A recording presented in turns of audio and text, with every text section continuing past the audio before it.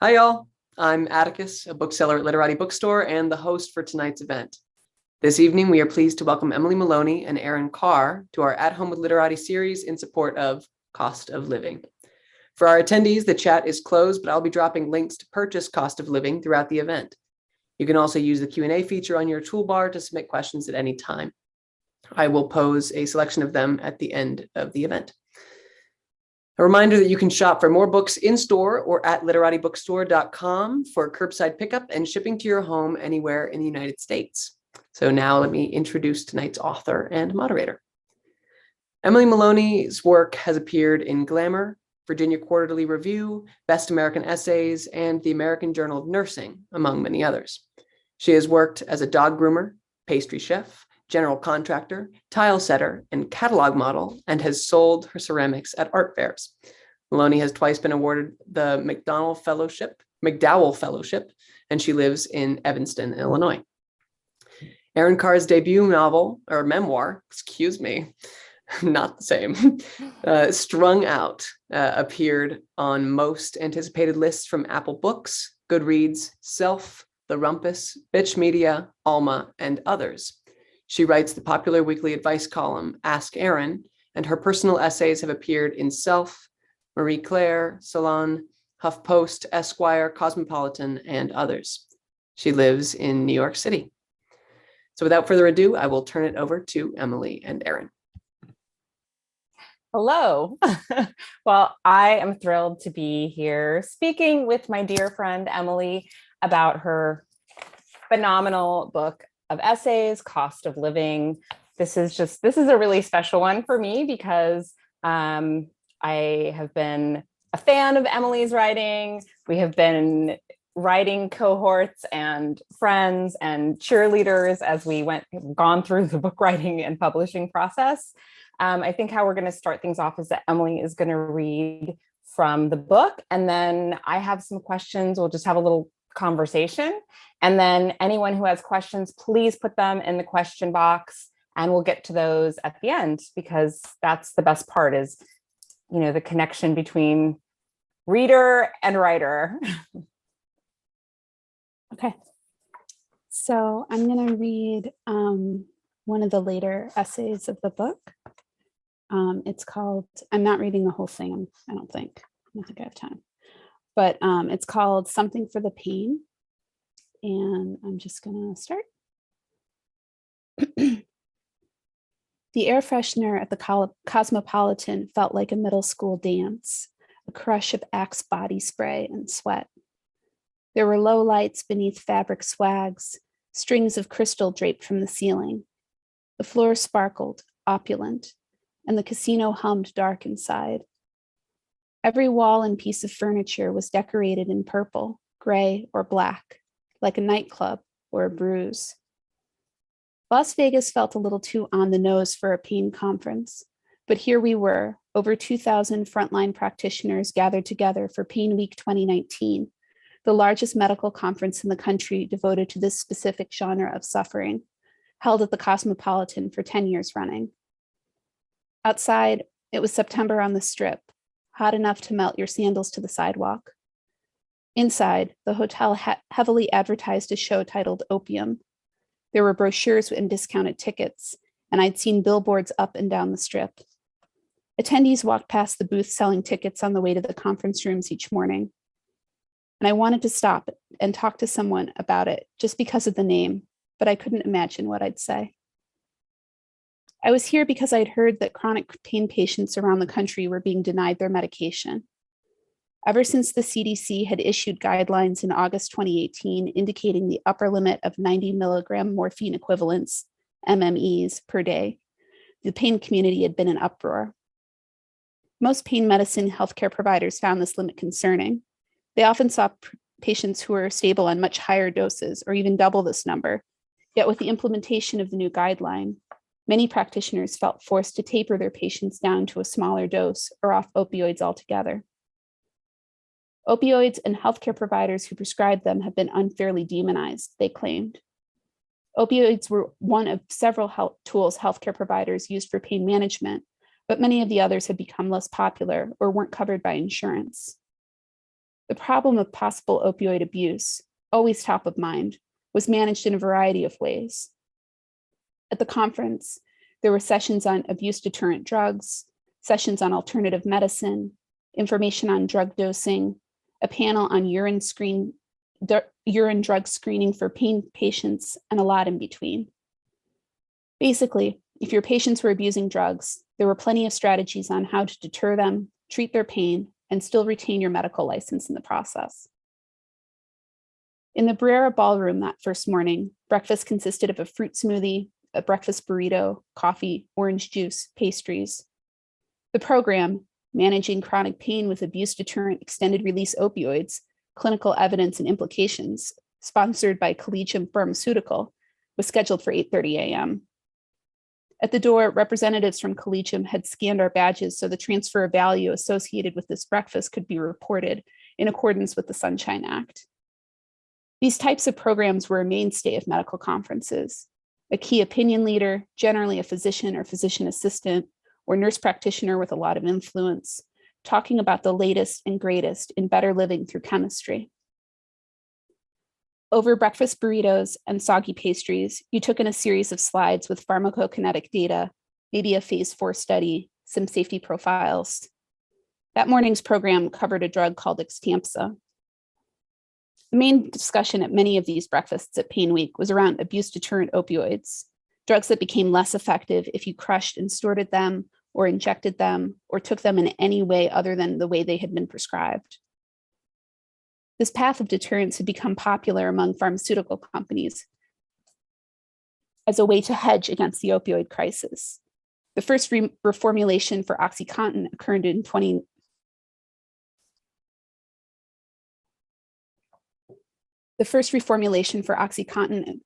2010 when Purdue Pharma made the drug harder to abuse. What wasn't described during our sponsored breakfast, but mentioned in several panels later, was the spike in heroin use following the release of the abuse deterrent formulation. The Brera Ballroom felt like every other conference meal I'd ever attended, too fancy for regular dining, but not quite a wedding. The room was scattered with 8 feet round tables, each a place setting, and too many glasses. Along one wall, ostensibly the front, there was a podium and a series of drop-down screens for the slide presentation that would follow. One table at the corner of the room included a physician assistant our table at the corner of the room included a physician assistant with the Indian Health Service in New Mexico, a middle-aged woman physician who worked in a pain clinic in upstate New York, an East Indian couple from Texas. The PA talked about how fentanyl was big where he lived, that it was mostly cut with honey, that it was all coming in from China lately. The other big thing his patients used for pain was peyote, but that's spiritual, he emphasized, so he couldn't touch that. I didn't ask him what he meant. Brandy, the pain clinic physician from upstate New York, leaned over and whispered, "I put everyone on this. It's a great drug." "Oh yeah?" I said. I hadn't told anyone I was there in a journalistic capacity. I had registered as an EMT, which is what I used to do. Most everyone was there for the continuing medical education credits. There were a lot, and the conference squeezed credits in at every available opportunity. A woman scanned my badge when I got into the breakfast, thinking they would total my CME attendance at the end of the conference and give me a certificate so I could renew my non-existent medical license. It's not exactly lying, I told myself. I was an EMT once. I don't tell them it's an abuse deterrent compound, just that it's new and safer, Brandy said. Safer is a code word among the opioid patient population. In online forums, these patients trade secrets on how to get the medication they say they need, which pain clinics will see them, who prescribes what, who's been cut off or forcibly tapered. So many of these patients had been cut off, they resorted to creative ways to find relief. Maybe they'd take kratom, a plant from Southeast Asia with psychotropic properties popular among the pain community, which was not technically illegal. Or they'd try to switch pain clinics, or maybe they would reserve their medication for when they needed it most as a way to increase the individual dose. There were muscle relaxants, prescription strength NSAIDs, a few a few admitted to obtaining fentanyl or heroin, but the conversation was about pain rather than addiction. Dependent but not addicted remains the constant refrain in groups like these. The fear that the pain may return is enough to keep patients doing whatever they can to stay above the pain line. Everyone is concerned about what happens when they have pain between doses, maybe due to a dosing failure, or maybe because it's not just cutting it anymore, what the medical community calls breakthrough pain.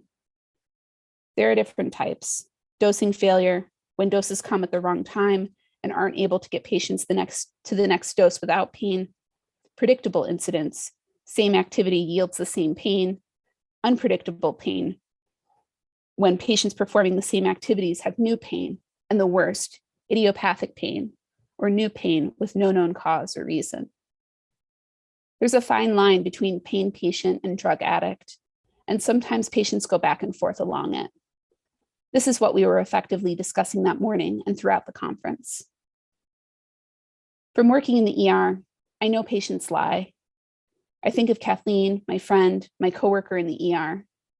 She went to rehab for heroin, relapsed, and is stable on methadone, last I checked. What healthcare providers are supposed to do about this problem depends on who you ask. It seems important to be suspicious of patient intentions, even when they tell you the truth. According to the course objectives that morning, we were there to discuss key issues surrounding the opioid epidemic and consequences of opioid diversion, misuse, and abuse, to review the clinical profile and data supporting an abuse deterrent opioid option, and to explore flexible administration options. Everything is code for something else. Breakfast was really a presentation on a particular drug that was newer to the market, a review of their data. Diversion, when patients sell or divert their prescription drugs from medical to non-medical or illicit use, was a big part of the discussion. Sometimes patients stick with the same drugs, sometimes they trade up to something bigger, or just something new. Diversion happens a lot in a lot of different ways, though patients selling their own prescriptions, certainly, but some people believe that diversion happens when patients stop taking their drugs as prescribed and start crushing and snorting them instead, or injecting them, or taking too many at a time. Any treatment feels dangerous with these patients, according to the healthcare providers who treat them, like pain patients could all ride off the rails at any moment and crash into a lifetime of drug addiction and dependence, and maybe with some patients, eventually an overdose and maybe death. At the end, the presenter took questions. This drug is formulated to be less effective if you crush and snort it or inject it. The bioavailability stays the same. Nobody had any questions. Most of the table had experience with the drug and came mainly for breakfast. In the hallway, I thought I'd glimpse someone I knew from my pharma days, but I knew this couldn't have been the case. He was a gastroenterologist, not a pain medicine guy. Still, it was disorienting. I kept getting caught by this sort of dilemma. I found myself standing in line for the exhibitors and industry people rather than the attendee line for registration, where I belonged. Before I quit, I worked for a multinational pharmaceutical company, attending conferences like this one. At those companies, I'd manage the publication of scientific posters for their presentations.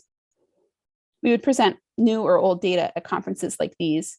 The old data were labeled encore presentations, and it was my job to manage a team of medical writers who published the results of clinical trials and health outcomes research. I was not very good at it. Routinely, our agency would not deliver the posters in time, or they'd have errors that I'd missed, and I'd have to scramble over to a FedEx in the middle of the night to reprint them.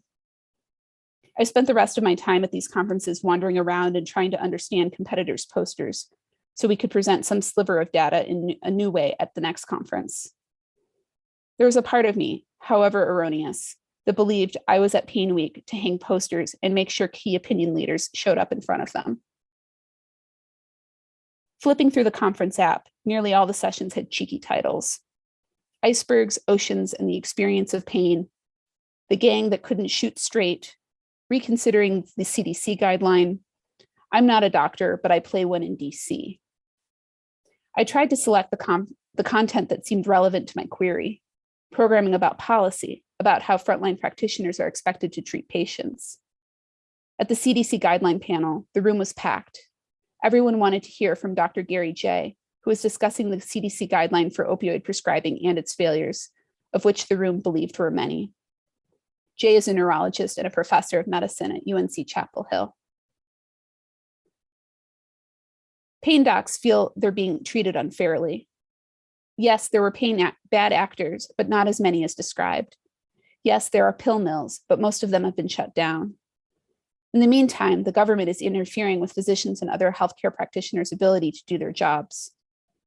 The government should not be regulating how many MMEs you prescribe. It just creates more paperwork, results in more prescriptions for the same drugs. There have been a lot of discussion about the fact that the United States writes a lot more prescriptions for opioid medications than Canada. What they don't realize is that for a lot of physicians can no longer write for more than a few pills at a time because of new state legislation.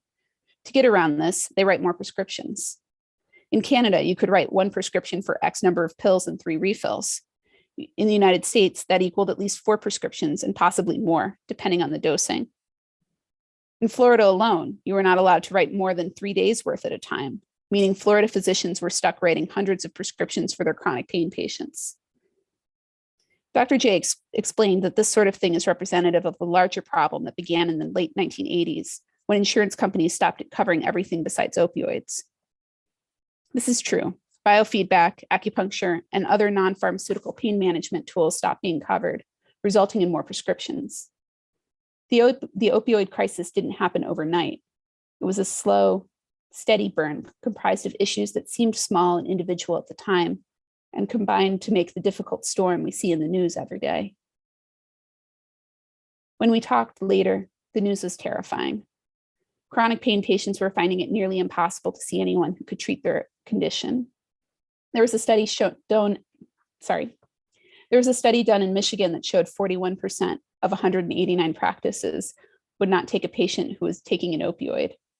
42% would at least look at the patient, and 17% said they wanted more information, but 41% wouldn't see the patient, Dr. Jay explained. A number of potential patients who wanted to see Dr. Jay instead completed suicide because they couldn't wait the time required to see him, or because their insurance denied them the option of seeing him, or because they couldn't get there. Whether you have cancer or chronic musculoskeletal pain, the likelihood of suicide due to chronic pain is at least doubled compared to the general population. Dr. Jay had a lot of stories like this. I had a patient from another state who sent me an email and wanted to become a patient, and I told her, I need to see your records and your referrals, and I'd be happy to see you.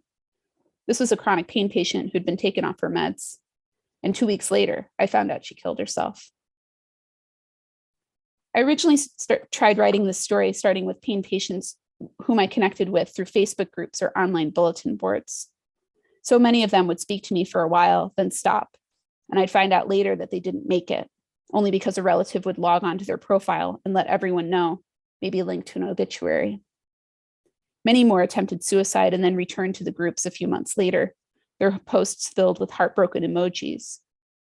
Periodically, a member of the community would check in with everyone to see how they were doing, ask them to respond with a colored heart emoji.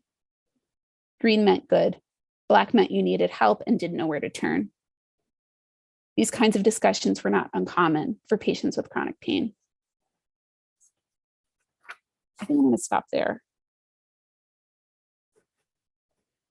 Thank you so much for reading that. It's funny, I jotted down a couple notes while you were reading that, because I have in my questions for our chat, I had a question specific to that essay, but then as you were reading it, I had like a couple more things and I was like, oh, I need to make a quick note. So I'm like quickly making notes on that. Sure. So I'm going to start with that since you just read it. So of course.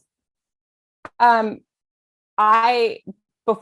didn't know that that's what you were going to read today. And yesterday, the CDC announced new guidelines, kind of throwing out those old guidelines, like revoking those limits. And a big part of that is, as you are well aware, the rate of prescriptions, as the rate of prescriptions went down, our overdose deaths, it was like this and then this, and I think that that's so true, is that there is a difference in looking at addiction versus physical dependence. And do we need to treat physical dependence as a problem?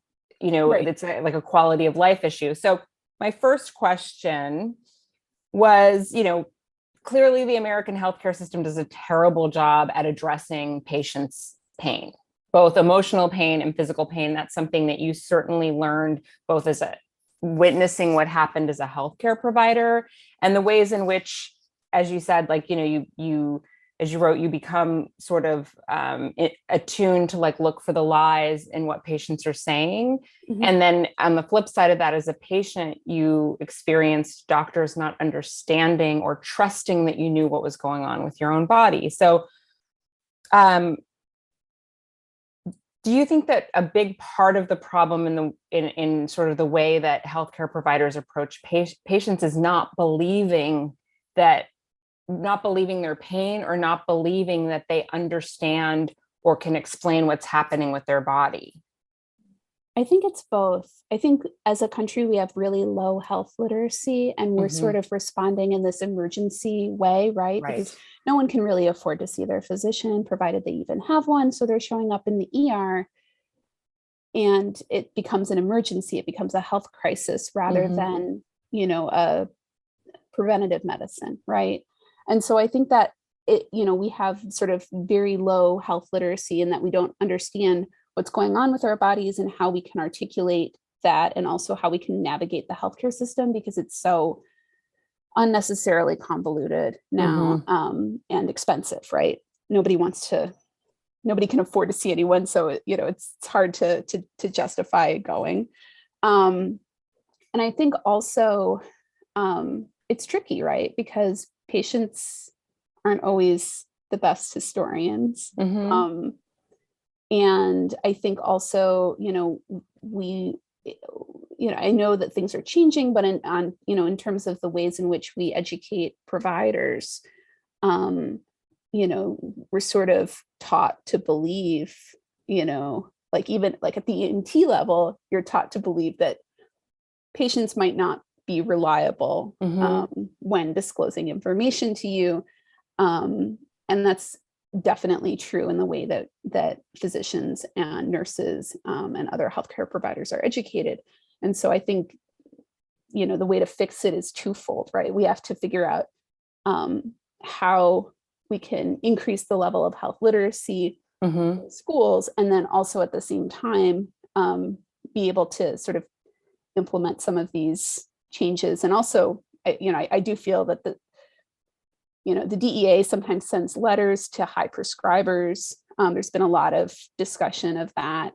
I don't think the DEA or the CDC should be in the practice of medicine on an individual basis. In terms of policy, like that's fine. But, in terms of the ways in which, an individual patient and their provider might make decisions, there's lots and lots and lots of chronic pain patients who have been stable on the same amount of drugs since they got home, during the first Gulf War. So like those patients are not candidates for being tapered. But a lot of them are being were being forcibly tapered with this implementation of the new CDC guideline. Which is how they end up then looking to buy drugs illegally. And there's fentanyl everywhere. And that's why we have so many overdoses. As you were speaking about that, and you mentioned this in the essay and in what you read tonight, with the DEA's involvement in things like this, you mentioned like that there are higher prescription rates because of the limits on how much they can prescribe. And I think that that's really true. And, recently the DEA had started cracking down on pharmacies who were prescribing Suboxone to patients for medicated assisted treatment. And this is a horrendous involvement of the DEA. I mean, this is, you're literally pushing people towards finding relief in illegal drugs, right?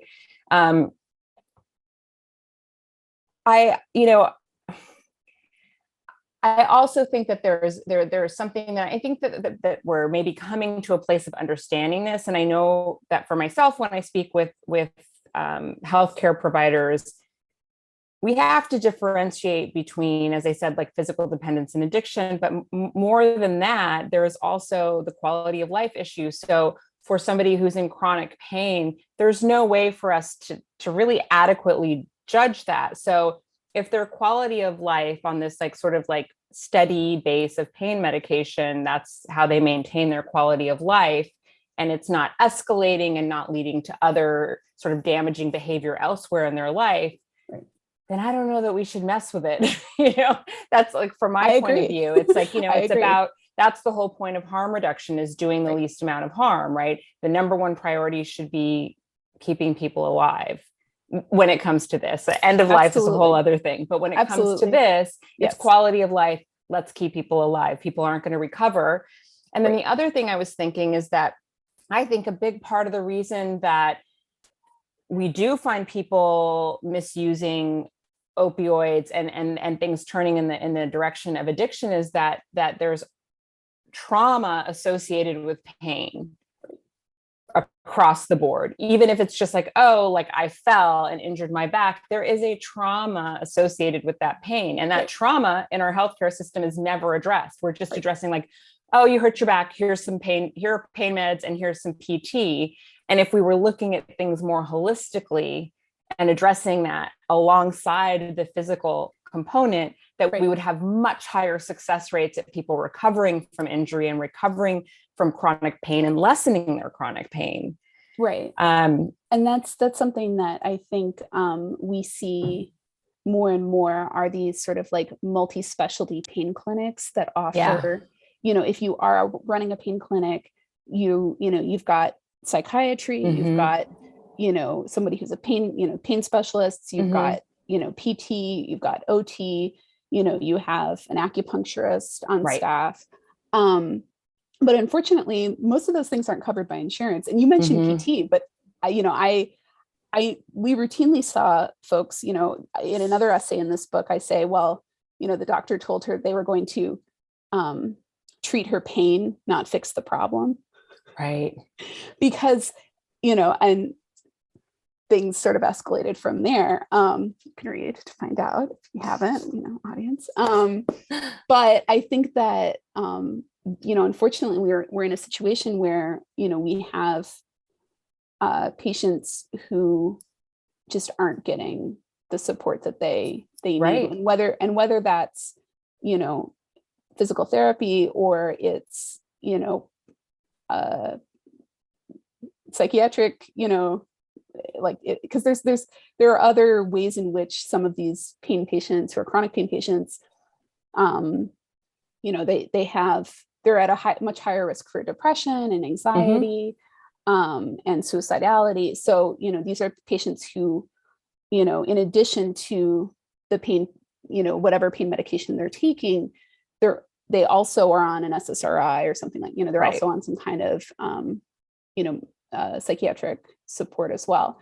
And, unfortunately, if you are chronically ill and a chronic pain patient, seeing somebody in one of these clinics, if your pain physician, stops practicing or can no longer take you as a patient because they received a threatening letter from the DEA, which is, this stuff happens. These patients get dismissed from practice. And then, they're left to their own devices and things can potentially escalate from there. Right. Yeah.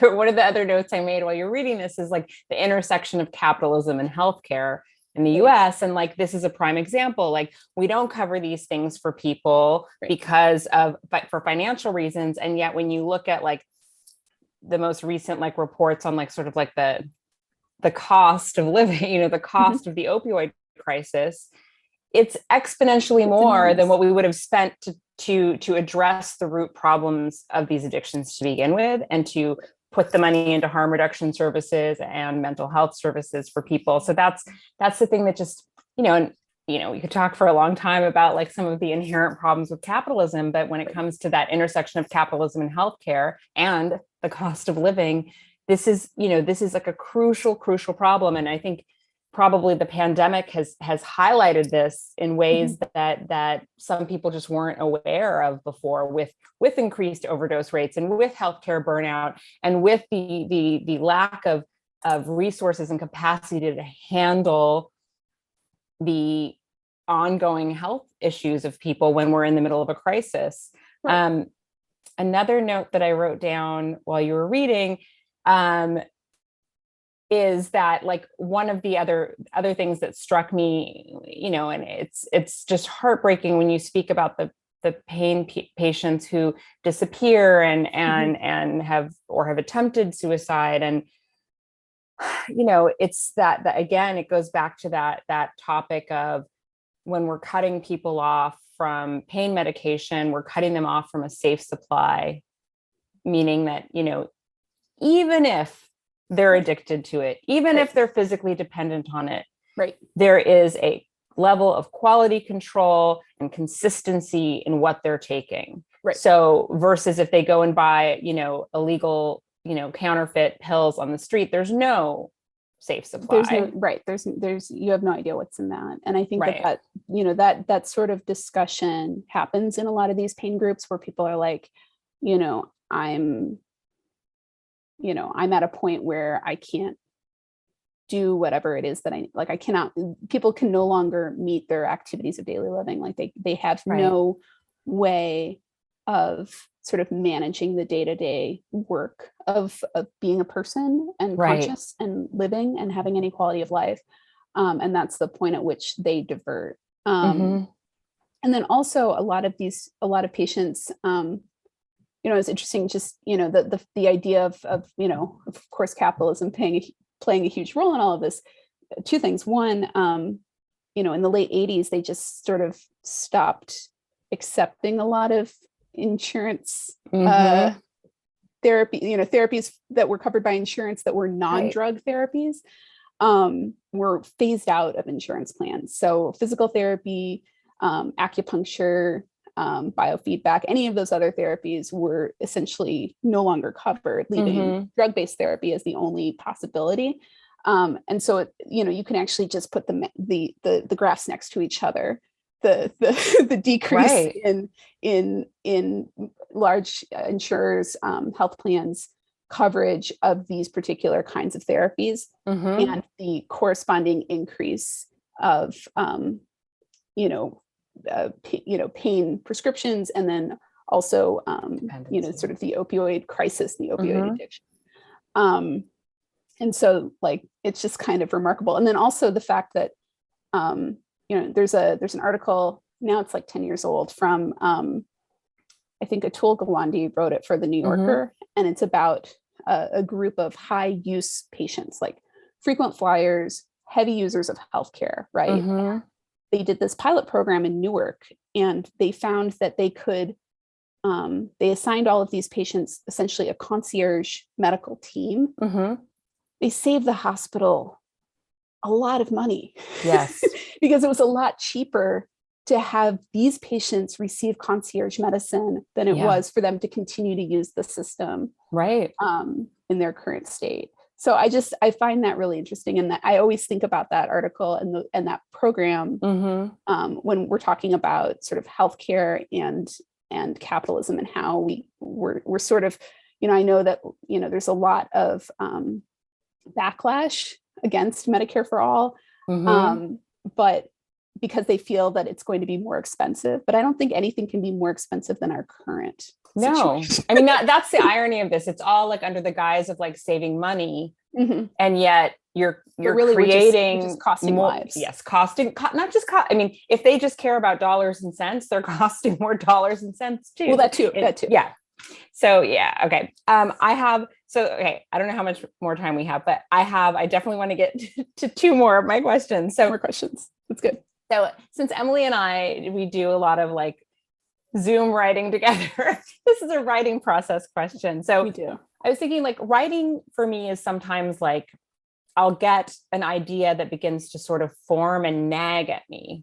And it's just like this thing that I keep thinking about until I'm kind of like, okay, fine. I'm just going to look this, like, I'm going to do a little research into this, or I'm going to investigate it in a personal way.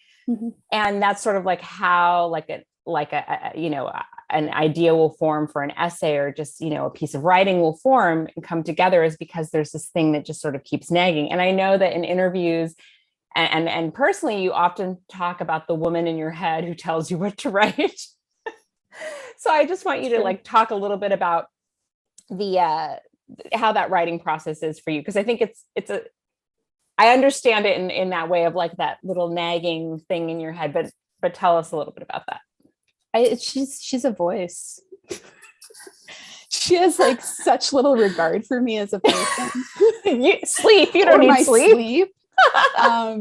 Yeah, no, she woke me up this morning to work, so I worked for a couple hours and then went back to bed. But it's very, I think, I don't know, it's both that there's this woman who talks to me, and also and I just write down whatever she says, but also I think that I have I don't know, because of, I don't know if it's because of my nonverbal learning disability or anxiety, or a combination of probably both, but to have this sort of like practice voice. And that's the way I think, like, you sort of describe it as like a kind of nagging. And for me, it's like a trying on, of the idea.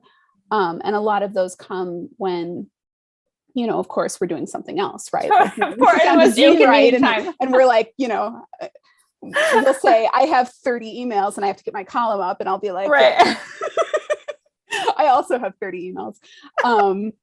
And, so we maybe are not necessarily writing on Zoom all the time. However, it's all part of the process. It is all part of the process. Like, there's a lot of writing, I think, that takes place when I load or unload the dishwasher. Mostly unload, because my husband feels that I don't load it correctly, which I do not. I'm just sort of like a chaos agent in there. Oh, this is how everybody else in my house is. I'm like, why do you people not know how to load a dishwasher? See, you would be mad at me too. But I've done a lot of writing while unloading the dishwasher. And I feel like that is another way to sort of think through, or go for a walk, or ride a horse. That kind of, moving through time and space and moving your body, I think is really key to sort of thinking about the work. Walking is a big thing for, like, if I just go for a walk and like listen to music, things will come. So do you, when you have like something come into your brain at an inconvenient moment, do you take notes on your phone? Do you make a voice note? Do you jot things down? Or do you hope that you'll remember? So I read the book in my head. I can turn the pages in my head. When I feel good about a page and I turn to the next page, the words fill in. So I don't necessarily have to worry. A lot of the writing work that is problematic for me is that I'm always trying to, of course, as we all are, right, match the idea in our head with what I can generate on the page. But a lot of sort of the writing process for me is just very, very little of it actually has to do with me sitting down and writing. Most of it is just me totally thinking, agree. Yeah. And figuring out what goes on the page and what the page looks like. I said this in my conversation earlier this week, but like when I got my first pass pages back, they were in layout, and I was like, it was alarming to get those back, because I thought this is not the book in my head. So it was really, because the book in my head is lineated, and the book on the page is not, and so they just put it in the layout form that works. So that was a struggle for sure, but yeah, it's more like reading it in my head, and then I can put it on paper later. Okay, I have a silly question, which I know you've been at. I'm not 100% sure, but I'm sure that some people have asked you this, because I know you've worked so many jobs, way more than were read in her bio.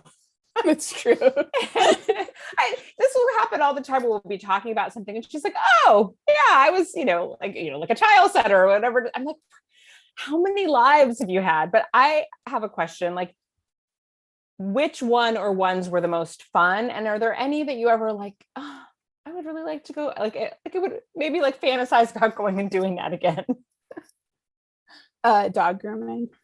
I knew it. It's all dog grooming. I I just like, there's something, it's like, I don't know, it's like there's like a meditation that takes place. Like, I don't know, they don't talk to you. Focus. Yeah, it's focusing. You're just like physically with them. The cakes too, maybe cake icing. Yeah, to a lesser extent. I was once hired to decorate cakes at a Walmart in Iowa. I remember this. I never actually it turned out that I was on unemployment and it turned out I would have made less working a full-time job at Walmart decorating cakes than I collected from unemployment. And I called my unemployment office. I was like, can I turn this down? They were like, yeah, no, that doesn't. But yeah, I think, there's like a sort of anything that sort of has like a meditative or repetitive aspect for it. And definitely when I worked in kitchens coming in at 4 a.m., to start breakfast spreads and stuff like that was just great because no one's there. The short order cook doesn't get until like at least 5:30, 5:45, right? For breakfast. So you just had like a few solid hours of just making things, and it's very meditative. Was the EMT work the worst work? No, I would love to go back. Emotionally, about it all the time. Right. I think that there's a series of canned phrases, like all the patients become the same in a sense, but they're all different. And so there are ways in which you practice or say the same thing. You could just tell all the same jokes like over and over and over again the entire shift. because I'll be here all night. Right, exactly. It's like, you're working second shift, like, eventually somebody either goes home or they're admitted, and so that kind of rhythm is also, I think, pretty great. Okay.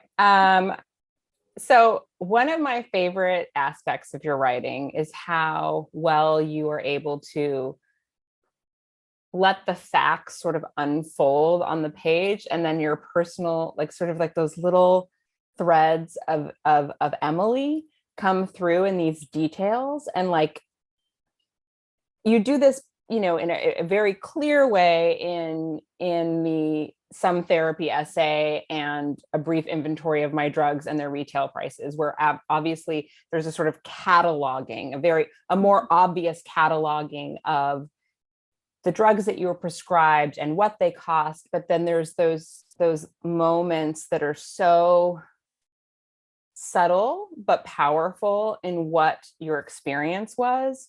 And so I think that my question would be like, do you think that maybe, although it's like more crystallized in those two essays, that's perhaps sort of how your style or how you approach essay writing as a whole is sort of cataloging this sort of wider lens and then allowing the personal to come in these sort of like, I think of them as like vines creeping in. That's not the visual in my head. Yeah. I don't know if I don't even think about it. Right. I'm overthinking it for you. No, I don't. I really don't think. I think for me, it's more like there's I don't know. It sort of all comes out fully formed. Sometimes the work is in the wrong order, and by reordering, I can do that more. So which like right. I cut things up, like I print everything out and I have a pair of scissors and I cut everything up and I put it out on the dining room table and rearrange, or on the floor. And then the dog comes in and is like, paper goes everywhere. But that's a lot of, like, I need to manually manipulate the sections in order to get that juxtaposition, if that makes sense. No, it totally makes sense, because I think that for many writers, myself included, that there's some times where you have to almost like take it off the page and put it in this other form, whether it's hearing it out loud or doing exactly what you're talking about, where it's like literally like a visual, physical, tangible cutting and pasting happening that helps sort of helps us figure things out, because essentially that's what an essay is, right? It's you're figuring something out. So I have a question for you, which you probably are going to be asked more and more, but based on your experience of being on both sides as a patient and as a healthcare provider, is there like a golden piece of advice that you go to when people ask you about how to navigate healthcare? I know that's a really broad question. Oh yeah, no, don't go to the ER. Right. Don't go to the ER unless you're actively dying. Right. And that's really hard, I think, for a lot of people, because they don't know what the ER is for. You know, the idea that the emergency department is actually not a place for you in most cases, right, is really, you know, I mean, the scope of practice is actually pretty narrow, right? You know, they'll deal with anything that comes through the doors, but in terms of, you know, being able to actually provide relief for patients, you know, if you're a chronic pain patient, it's a really bad place to go. Right. You know, if you are, you know, even if you really like break an arm or something like that, I mean, it's not, if you're having a stroke, go to the ER. Right. Heart attack. If you're having a heart attack, if you were hit by a bus, like great place to go. Right. You know, like trauma or medical emergency, congestive heart failure, but like 6 other things, and you're being shuttled from a nursing home because the nursing staff can't take care of you. Fine. You know, you'll be patched up and then admitted up to a floor.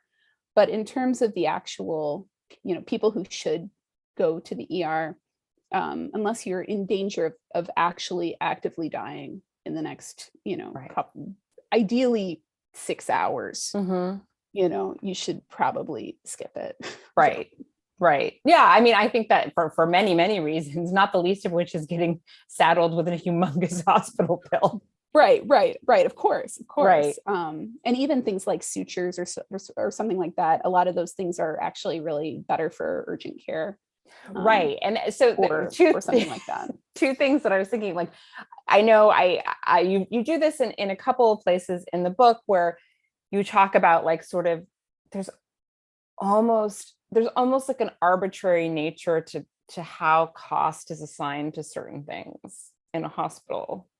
Yeah, there can be. It can feel there can be, right, where it just feels like, and this idea of like just trying to get the most out of each little item, which I find fascinating. But it goes back to what you spoke about when we initially started talking, that it's about health literacy, and so much of this affects people who live in poverty, who don't have health insurance, who don't have resources, who live in neighborhoods where there are not plentiful urgent cares. Like I was thinking as you were talking about that, like, you know, don't go to the emergency room. I was thinking, oh, well, yeah, of course. Like I live in New York City, I'm in Greenwich Village, and there's lots, I know of like several urgent cares within like a 3-minute walk that I could go to. Yeah, there's one like around the corner from me. Right. There's like a you know, like a 5-10-minute walk away, there's an orthopedic emergency room / urgent care, which is just for orthopedic stuff. So you wouldn't go to a normal emergency room, you just go to the orthopedic place. Right. But this is not the reality for the majority of people, whether it's because they live in a rural area or they live in neighborhoods that don't have services for people, right? They're like these dead zones of service. And that's really, you know, it goes back to capitalism and inequity in this country. And we're all paying the price for it in many, many ways. Right. I think like, you know, in the city, you know, in Chicago, there are also hospitals that are not recommended. We'll say that, right? You know, hospitals where they can't retain staff, they're really, the equipment is really old, Mhm. not able to provide quality care for a lot of patients. Mhm. So like there are, you can go online and read the Yelp reviews Right. for hospitals, for ERs. And there are plenty of places where they tell you, the responding officer, if you're the victim of a crime, the responding officer will be like, don't go here, get in an ambulance and go downtown to Northwestern. Yeah. Because that's the kind of, because you're not going to be able to get quality care Mhm. in these other areas. But if you don't know, or if somebody doesn't tell you Right. that you shouldn't go to that hospital, you may not know. And you may not be able to advocate for yourself. And, Mhm. it just, there's so many different things that can really, just like we have food deserts, we have these like healthcare deserts, Absolutely. where there's just very low access to healthcare, and the kinds of healthcare that are available, are not the same. Right. Some parts of the city have really high C-section rates, like for Mhm. emergency C-section. Mhm. Why is that? There's Right. part of it is like, well, this is part of the city that has really low prenatal care offer, Right. So it's just like there's so many things that can combine into this terrible storm of Mhm. healthcare inequity. And it's not just, unfortunately, even a question of knowledge or even being able to advocate for yourself, because sometimes, the options aren't even there. Right. Well, I think we're about to wrap things up, but I just want to say that, I mean, I'm so proud to call you a friend, and too excited for everybody to be able to read this book, because it's not only beautifully written, but I think this is a really important book. I think it's a book that healthcare providers need to read. I think educators need to read, and, lawmakers need to read, because we have an epidemic crisis within healthcare that has nothing to do with COVID. So I hope that everyone who sees this is going to buy a copy of this beautiful book. Please support Literati, who's been so lovely to host this first night. I really enjoyed chatting with you, because it's just it's like chatting with a friend, but people are watching. It's true. It's true. I mean, we were on Zoom this morning writing, so Talking about things. Yeah. talking about writing. It's great. It's great. Thank you so much. Thank you.